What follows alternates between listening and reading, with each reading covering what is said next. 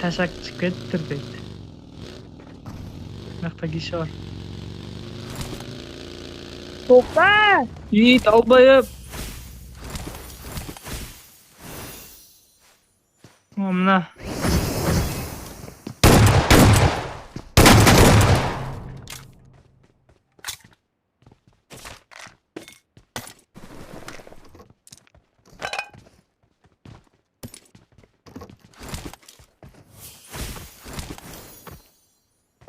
Ah.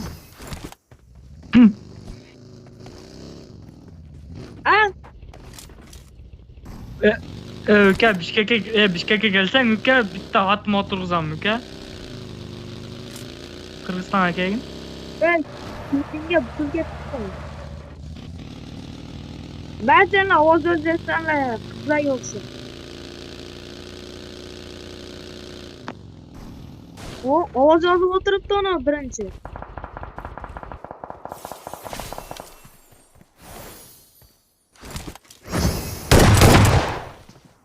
Bu seni neden telefon yaptı?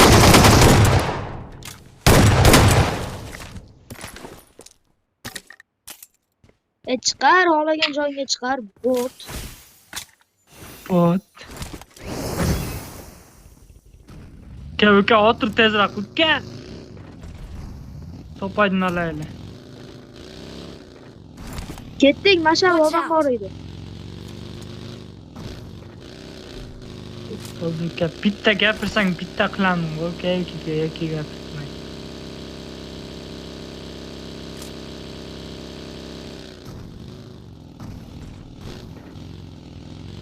Ana yok bu Öke apaç koydun mu?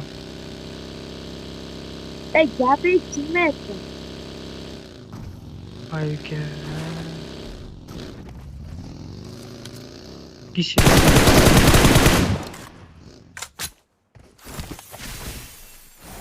La botlar zıttı son öldürüp gözünü ha.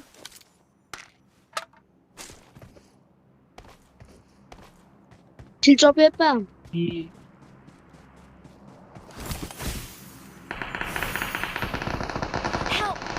Ye bile. Hiç yarım.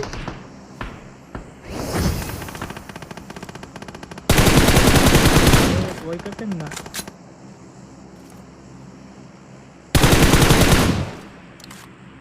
Taşındık da güzel. Давай Öke. Tabii Öke. Özbek Kırgız bir tuğan Öke. Давай.